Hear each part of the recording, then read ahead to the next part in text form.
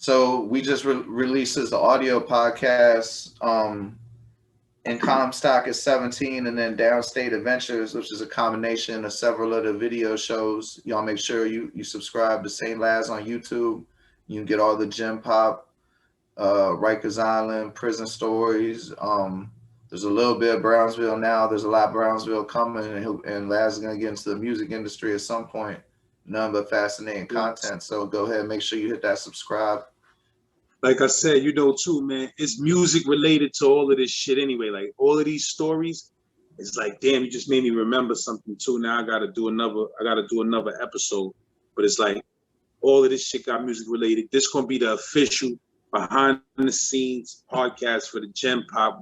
We still doing our hip hop show and all of that, but this is gonna be exclusively for the episodes of the YouTube series. You feel what I'm saying? So this is going to be the official GenPop podcast. For that shirt, yellow cab on deck. So for the audio, you know, the 17 and Comstock, you know, I combined all the Comstock stories, but you know, like just the beginning of striking of the image. So you in Rikers at 16, and you get sentenced. And then you 17 riding on a bus to Comstock, which during the whole time you're at Rikers Island, you must have heard stories of. And like, I mean, I know it's like cliche to say what's going through your mind. So I'm more interested, like, what was your level of anxiety towards the situation? Was you resigned? Was you fearful? Was you in fight or flight? Was you ready to pop off? I mean, going to Comstock, I really didn't know nothing about Comstock. Like, you feel me? Like I said, dudes told me in the dorm, like, yo, that shit might be the worst max in the state. You feel me? So it's like, I had no idea why they were sending me there. Like, I ain't know what to think, bro. I really didn't. I was young. I didn't even realize how dangerous a jail like that was. You feel what I'm saying? Until I actually got in there and, you feel me? And got around some motherfuckers that been there for a long time. But for the most part, like, I don't even know, man. You know, when you young like that, man, it's like, you know, they prove now, like now we were saying before, the brain ain't even developed in them times. So it's like type of shit that be going through your mind, like it's young shit, man. I don't even know. But I just know that I was worried that I would be going into a spot like that. But it's like, yo, on the low, I always felt like I'm gonna be all right, man. You understand what I'm saying? Like, I always feel like I'm gonna be all right. I mean, like, yeah, I worry that shit gonna take place and shit like that.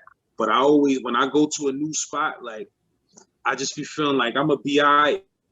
And you feel me? Sometimes I was wrong. You know what I'm saying? So even when I'm in crazy spots like that, I be kind of thinking optimistically, like, yo, everything gonna be good, though. You feel me? I mean, that's admirable, but like one of the first, I mean, you was wrong initially because, you know, listening to your series, you know, a lot of that shit's funny, especially the way you tell it. But then if one sits back and like actually like pictures the situation in your mind, a lot of that shit's disturbing. And then one that wasn't even funny at all was like the immediate psychological breakdown of the guards by taking you of your street clothes and shaving you and all that shit. So like that's some extra dehumanizing shit. And you know, I feel like a lot of times people be on that emotional vampire shit. So I ain't trying to make you relive it. But what do you remember about like the immediate negative effects that shit had on like your worldview and your attitude towards like just the immediate future? You mean that actual experience of when I first came through? Yeah. Like, I'm gonna keep it real with you, bro. Like, them dudes put me in a cell, like, they put me in a cell by myself for a minute because I was dumb, young, you feel what I'm saying? They put me in a cell, like, when some shit had happened or whatever, like, and they had to, like, stop what they was doing or searching or whatever. Them niggas threw me in a cell. And is all this shit taking a long time, right? I mean, you know, it's mad inmates, man. It's mad people coming up top. Like, it's mad people. It ain't just dudes coming from Rikers Island, like dudes coming from Long Island jails. I mean, they coming from all over. So it'd be a big group of people. You feel me? And it's like, everybody kind of be in the zone, like they don't know where they going. It's mostly people that be first time offenders. It be a few dudes that been there a few times. They be quiet though. Like a dude that be on their next second and third bed, they don't got nothing to say, man. They might give a little advice and give you a heads up on certain things, but they be tight.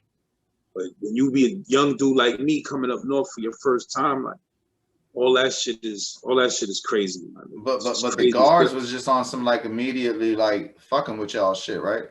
Nah, in downstate, like it's a lot of black police. It's like, so you know, it's close to New York, downstate. So when you come through, it don't give you that vibe of, yo, I'm way far away from home. You feel me? You still get a slight Rikers Island vibe because a lot of black police, stuff like that. But this is state now, and things look different. Like shit is mad clean. Like you feel me? Rikers Island, like shit be all over the place. Like this shit right here, this shit mad clean. It's like a military base. You feel me? It's like a military prison. That's what it looks like. It looks like a high-tech military prison downstate. Like it's all color-coded with all type of bright colors like blue and red. It's like, it's crazy. Like it fucks your head up the way that shit looks. Like you want to know what's really crazy about that? If you go online, you can research like the investor pamphlets to that they would pass out to private companies. Maybe not that place specifically, if it's not a private prison, but they'd often refer to it as a dorm-like collegiate atmosphere, which you know in practice that shit is anything but a dorm-like collegiate atmosphere. Yeah, see, downstate, you know, downstate is straight cells. You feel me? Like, you know, other spots be like Ulster, that's dorms like reception. But downstate, that shit is straight cells. It's like them, like you know how 60 Days In look? Yeah. The show 60 Days In. That's sort of how downstate looks. You understand? Sort of. But it's more futuristic looking. I mean, at the time it was looking futuristic. This was in the 90s. You feel me? But it looks like what's scary, what's weird and crazy about downstate is that shit looks like a school, my nigga. It looks like a school / prison. Like it's all yellow shit, blue and red, beautiful colors and shit. You feel me? Everything is so neat and clean and well designed, and you feel me? The glasses, everything is so clean. It's like military school prison. Like that shit look crazy. But that shit is so Comstock was all like grimy and dirty looking? Yeah, Comstock is like, you know how like American Meat, the movie American Meat? Yeah. Like how the tears look on there, that's like how Comstock, like a real maximum security prison that been there since the 50s and the 40s and things like that. Like cells that's regular bars. You feel me? Like bars that you can hold on to, like them hurricane movie looking joints. Yeah, that's straight how Comstock is. Like you got a toilet in your cell with a bed and a sink. You feel what I'm saying? And so when you first got there, you was naive and the cat tried to take advantage of you. Facts. A booty bandit tried to become my friend. And like I don't think a lot of people understand, like you know, I mean, and it's different in New York, but my experience with incarceration, most times unwanted homosexual attention, it comes in two forms. It's either the debt, you know, the rape for debt, or it starts with like the fake befriended and then the fake wrestling around and playing and shit. But you know, at first that shit all starts out like you know, I'm gonna be your boy. Like it struck me. I never heard of a cat that was so thorough. And maybe that's like some like, you know, Yankee slickster shit. But like did the Bama memorize the names of people from projects from hearing other people's stories so he could seem like he knew who you knew when you came in the jump? It's like them niggas be like some of them booty bandits that got 20 and 30 years in, like them dudes be an almanac for all hoods. Like they've been in the max jails for so long. They've been in when you got a life, when you a lifer and shit, like most likely you gonna go to every single max jail. Like every 5 or 6 years, they're gonna transfer you to another jail.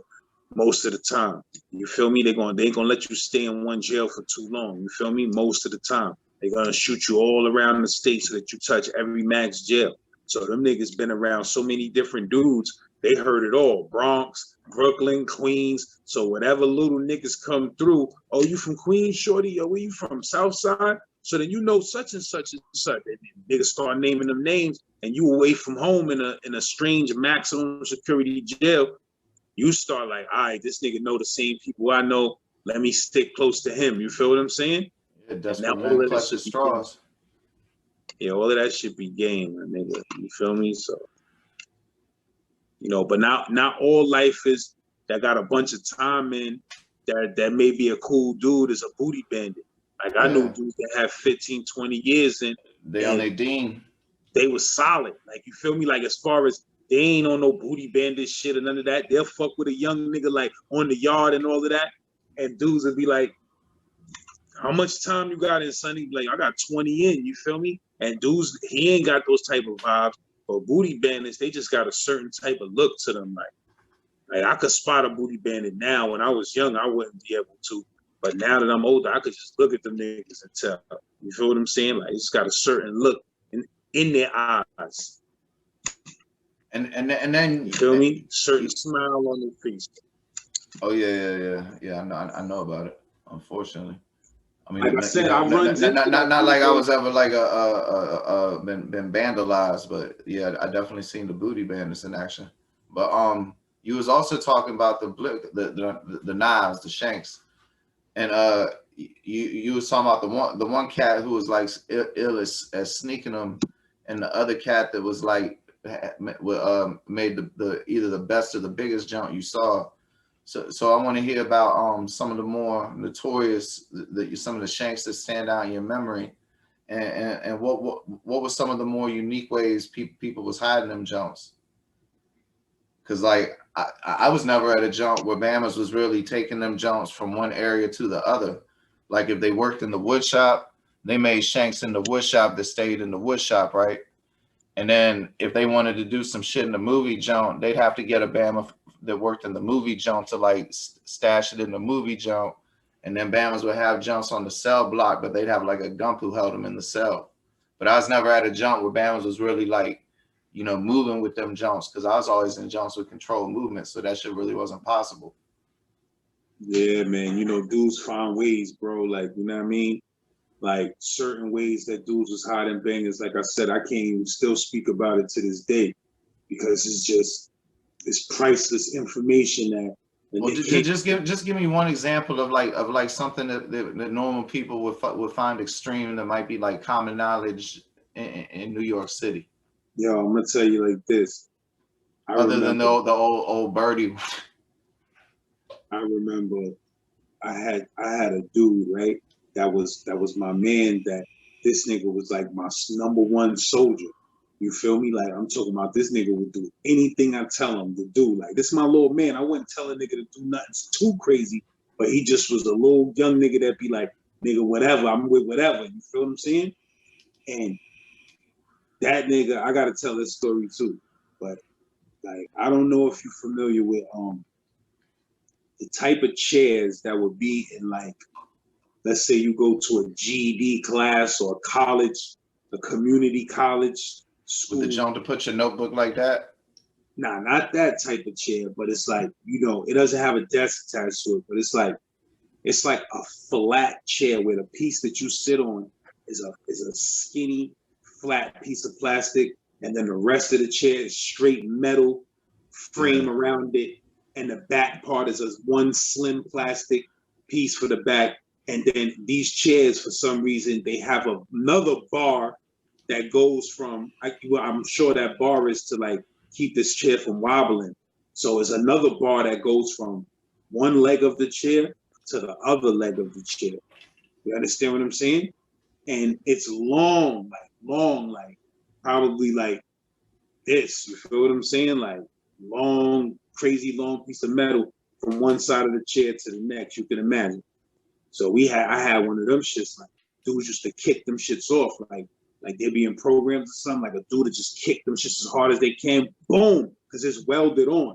So it's welded on. So dudes would just kick that shit as hard as they can, boom, and it'll pop off. And then the people in the shop class or the program, they won't even notice that that's gone.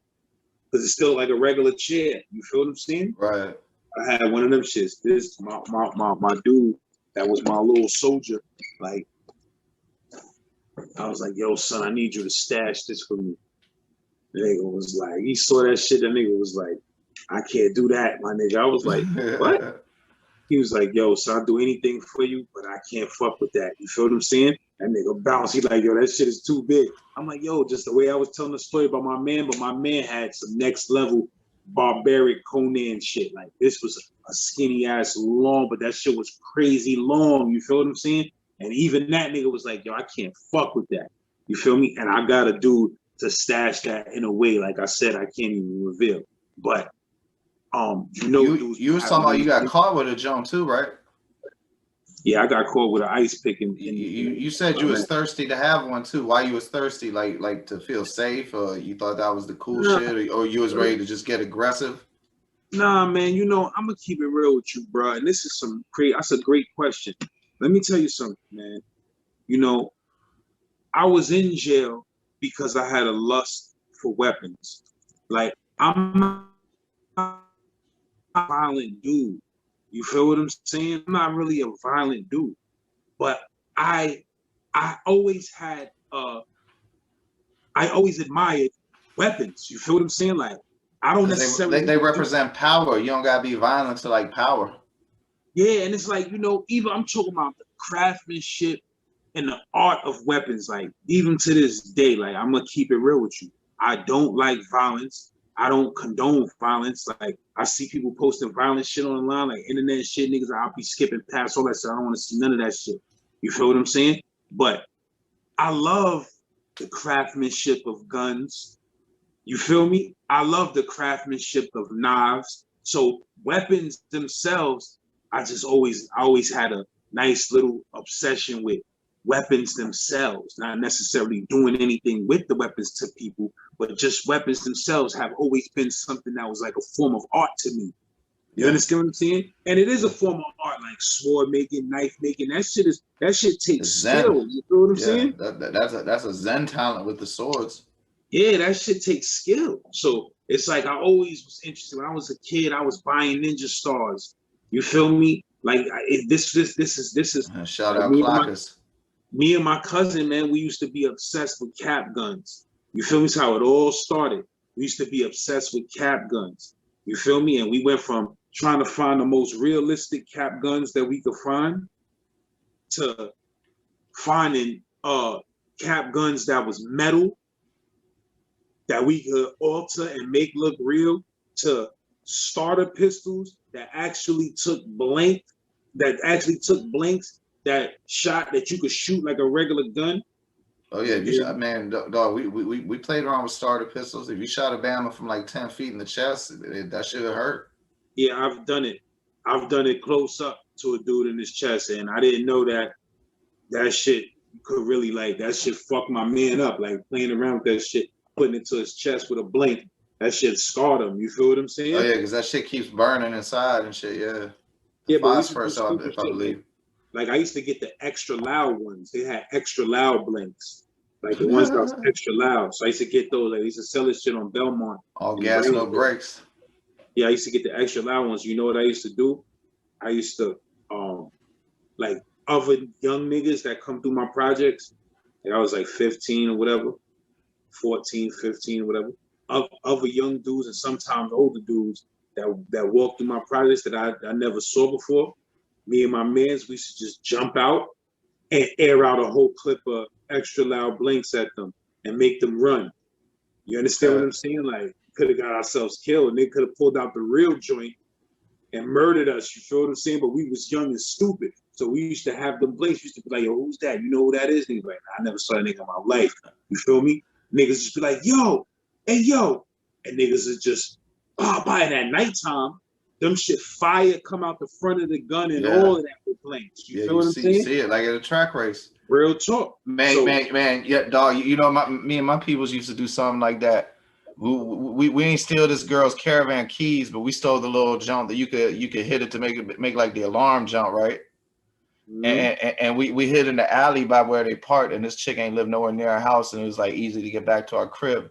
and we wait till somebody not went near that jump, and we hit the alarm, and they be all disoriented, and then we run up on them with the starter pistol, so they couldn't even have no chance of seeing that shit wasn't no real jump. You know, run their pockets real fast and be out.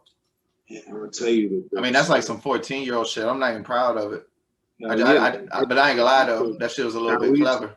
We used to rob people. We used to rob with starter pistols, like, you know, other kids our age and shit, like that come through the projects or whatever.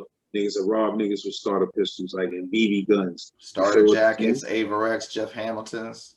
Hell yeah. But like, yo, listen, let me tell you some shit though. Like, I used to get a starter pistol. Let me tell you what I used to do. Like, first of all, the starter pistol that I used to have, them shits look real. The only thing that was not realistic was the front of them shit had a X on the front of the barrel. So I would take a screwdriver and break that X out. You understand what I'm saying? I would break the X out so that it had a regular hole in the front of it. And I would mess with it. Even if it was little pieces of metal left, I would paint them shits black. Like, if it was a little small piece of metal still that I couldn't get off, I would paint them shits black so that if I point that shit at you like this, it just looks like a regular gun. You know what I'm saying? So I got to tell this story on my Brownsville stories, but I'm going to tell you something about a starter pistol.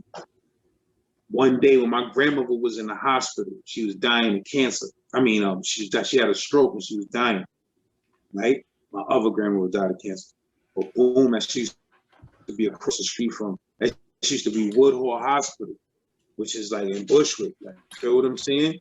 And it's like Star, Bushwick, I'm not sure which, you know what I'm saying? But across the street from Woodhall Hospital, it was a store that mad hood niggas used to be hanging out in front. I don't know if they was Marcy niggas, Bushwick Project niggas, I can't remember. You understand what I'm saying? But it used to be mad niggas hanging in front of that store, and they be looking to rob niggas. So one day I was coming out the hospital with my cousin who was living with me at the time. He was a couple of years older than me. But son is not, he wasn't with none of that corny street shit. Son was a sports player, like, you feel me? He wasn't into none of that, you know what I mean? But he was from Brownsville. He was from Brownsville houses. I was from Howard. Then he moved in with me and started living with me in Howard. But so my mom's and them, they behind us, way behind us. We like, yo, we walking to the bus stop alone, me and my cousin. We walk up to the bus stop alone. They don't know that we got my moms and whoever else was with us. You feel what I'm saying? My aunt or whatever, whoever else was with us. So I had the starter pistol on me with the broke out joint and all of that just showed a black hole. You feel what I'm saying? And these niggas from the store spotted us.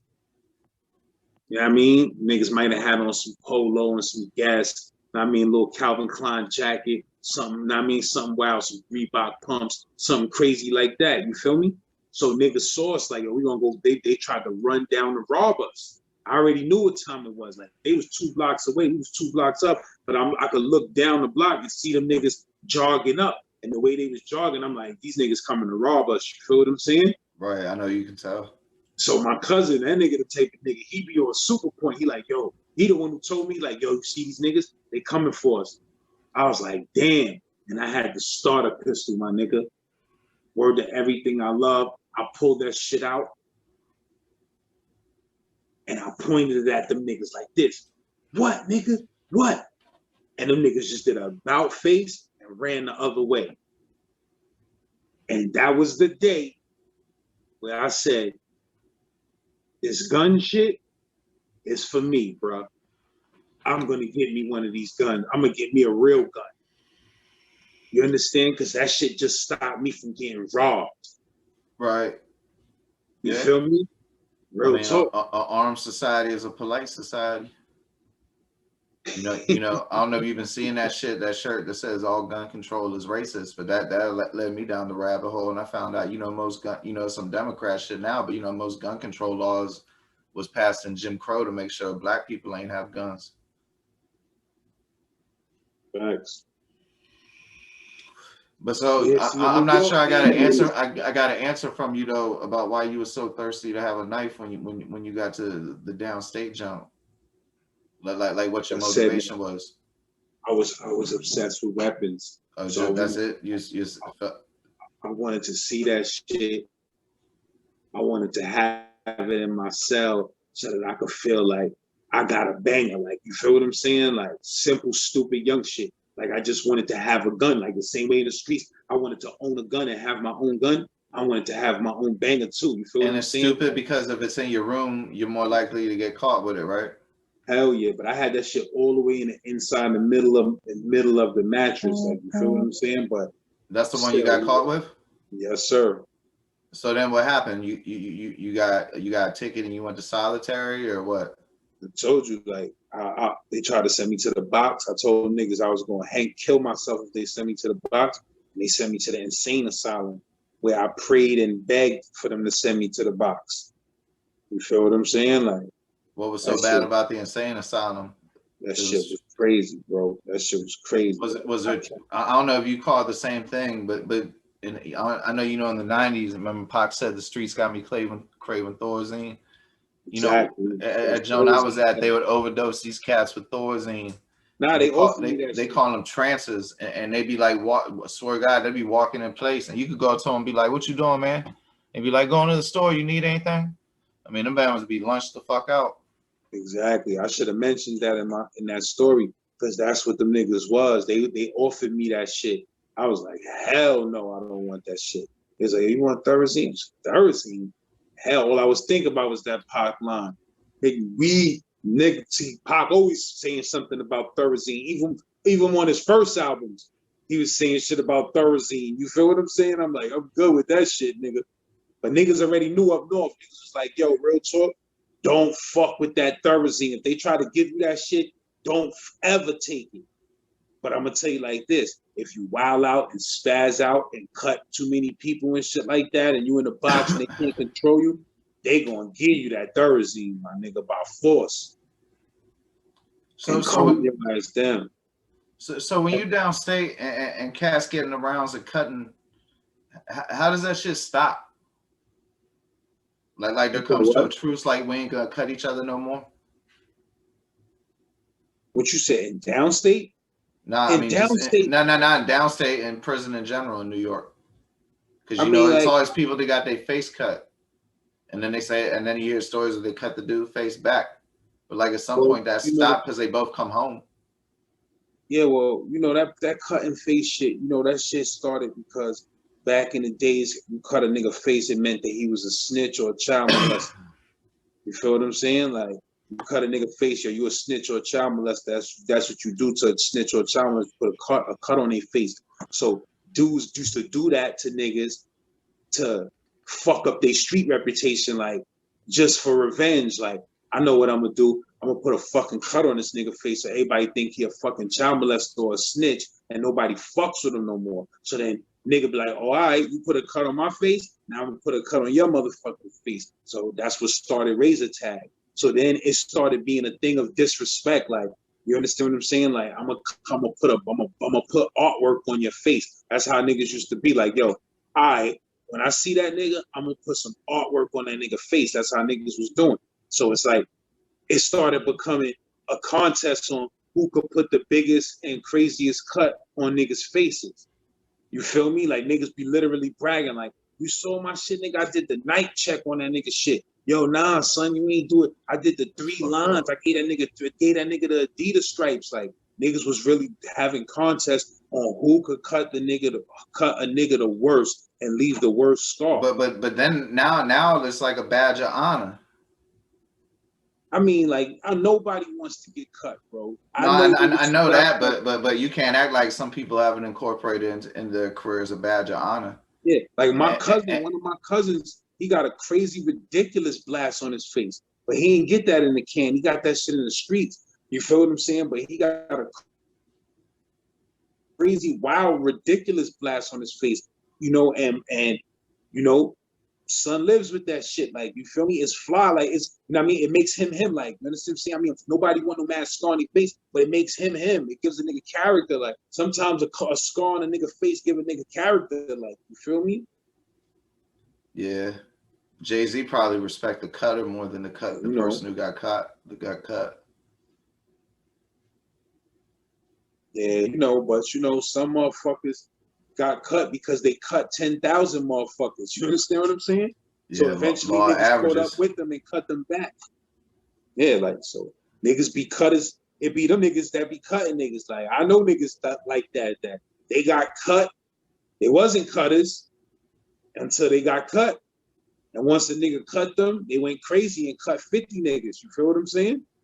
You know, I'm gonna confess. I listened to a couple of the jumps, but like I listened to the most today because you know I don't really like revisiting prison memories. I think I probably asked you this when we still had the Big Fact Show, but just in case I didn't or to revisit it, do you feel like sometimes this is dredging up the muck and it might be putting some negative energy in your spirit? I mean, you know, I didn't want to even do this shit. You feel me? I did one episode, that shit took off crazy, like you feel me? So motherfuckers wanted more. It's like, I mean, I've been telling these same war stories and jail stories to motherfuckers for 20, 25 years for free. You know what I mean? Why not tell them shits to get seen by the whole world? I know it's gonna have some negative that comes along with it, but you know what? Compared to the amount of love and support that I'm getting for telling these stories, you feel what I'm saying? It ridiculously outweighs the hate to a point where there's been several YouTubers that have dissed me already, mentioned my name, said disrespectful things, and all of that. People have came and told me. I didn't even go and listen or watch that shit for myself. You know why? Because there's too much support and too much love for what I'm doing to worry about that small minority of haters. Like, you feel me? I can't even do it. Now, the old me, I'll be like, what? Niggas dissing me? Let me go on video and make a mad diss already. I'm not doing none of that shit, my nigga. I'm sticking to the craft. You feel me? Motherfuckers calling me the best storyteller of all time. You feel me? I've always felt I tell a good story, but I wouldn't have said I was the best storyteller of all time. But if people feel that way, I'm flattered. You understand what I'm saying? And all my jail stories, all of them, they got a moral to them. You understand what I'm saying? They got a moral to them. And the real underlying moral to this shit is 17-year-olds like me, kids like me, I shouldn't have been sent to adult prisons. Word. So when I talk about niggas getting hot grease thrown on their face and stabbed up 40 times and shit like that, you know what? This is the shit you see when you send a child with an undeveloped brain to an adult prison around vicious criminals and gangsters and gangs and killers. You feel what I'm saying? You're gonna see some violence and you're gonna see some crazy shit. So if anybody takes anything from these stories, I would hope that they take the fact that we was too young to be in adult prisons. You feel me? And prison needs some type of reform. If things like this, if I could tell stories about things like this casually, you feel me, that, you know, something is wrong with the prison system. Because Hell yeah, shit.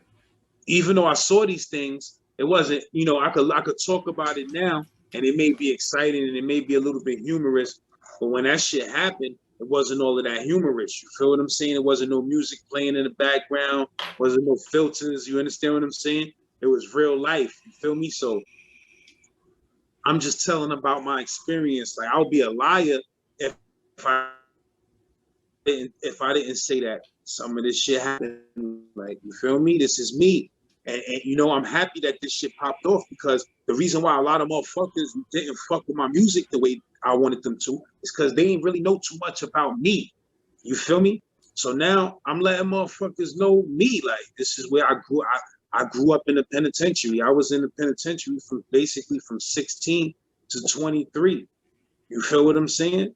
Right. So it's like, you know, that's my childhood. I'm talking about my childhood. Like, I'm talking about my teenage years. I'm talking about my When you my become a coming man. into adulthood.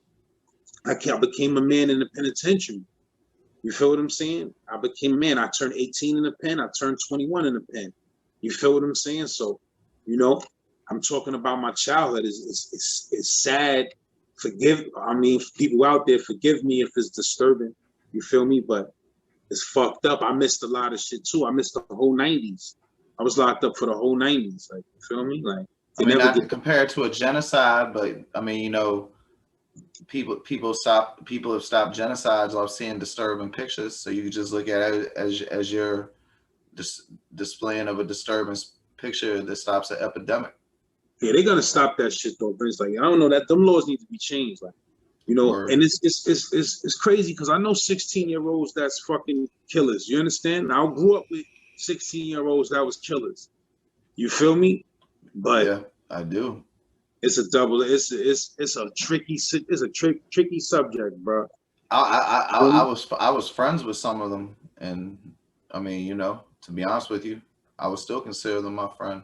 I don't know if that makes me a bad person. Sometimes it makes me conflicted. Listen, man. You know what? Let me tell you some funny shit. I've noticed in life that you hear people with reputations of being murderers and killers and gangsters and the wildest niggas in the world. When you meet these motherfuckers, they be the most intelligent motherfuckers you ever met in your life. You heard? They be the most intelligent motherfuckers ever. And they be some good motherfuckers too. You know what? They know that the motherfuckers they put that work in on was niggas that was fucked up niggas and snakes. You feel me? A lot of niggas deserve to have that work put in on them. You feel me? So I noticed that in life. Like all the dudes that got the worst reputations, when I meet them personally, they highly intelligent, good people. Yeah. You feel me? They just was put in a life that they never asked for. Yeah. You know what I mean? So it's crazy. It's crazy. The ghetto is crazy. Poverty is crazy. Criminology is crazy. You feel what I'm saying? I'm about to start working back out, man. I started my push-ups again today. I ain't do push-ups in fucking eons. That's these jail stories. I mean, they got me back in the yard, man. Real talk, but I'm about to start working back out. Run the deck, man. You know about that, right? The what? Run the deck. You take 2 cards and whatever they add up to, you do that many push-ups until you go through the whole deck. Oh yeah, I used to do that up north, but I'm gonna tell you like this. I've been out the push-up game for so long because I had a car accident. And after that car accident, the whole idea of going down on the floor and pushing myself up, shit like that, I couldn't do that for years. Like I couldn't do that for years until my spine completely healed from that car accident. So I was scared to even do a push-up for like 4 or 5 years straight. It'll come back quick running that deck, man. I'm telling you, that shit's amazing. Yeah, like I did 35 push-ups today and my shit is, I could feel, you know how you don't work out for a long time and then you try to work out again? Yeah. You get that soreness. I hate having to go through that. So I knew better than to try to do 200 push-ups today. I knew better. That'd be crazy. You know I know it's gonna be my shit'll be locked up. You feel me? You want you be having your arms like this about high as you can lift them and shit. That happened to me on several occasions. I got to speak about that too. Several occasions, me trying to work out, curl heavyweight, thinking I'm good. Nah, nigga, my shit locked up like this, walking around the jail like this. Real talk. I used to have to peel that shit down with my legs and peel. I used to have to peel my arms down with my legs and lay on my arms for them shits to stay straight, nigga. Because that's how locked up my shit was from working out. That shit ain't, nigga, pouring whole tubes of muscle rub on his arm. Muscle rub shit they give you in the state in jail. Like, you know, menthol shit that you, for muscles. My shit be rubbing whole tubes of that shit on my shit, nigga, to stop that pain. Real talk. Like, that happened to me several times in life.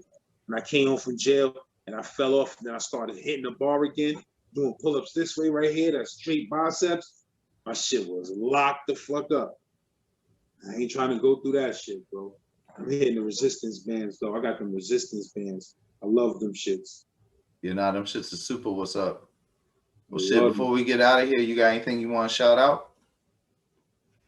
No, man, just shout out the whole GenPop community. Shout out everybody keep asking about a podcast. Like, the podcast is up, baby. It's on everything. You feel what I'm saying? Like, we about to turn it up, so it'll be easier to find. I'm gonna start throwing these links. I'm gonna throw a clip of this shit up in the joint too for y'all. You heard? Yeah, yes, sir. All right, man. You have a good night, brother. All right, my broski.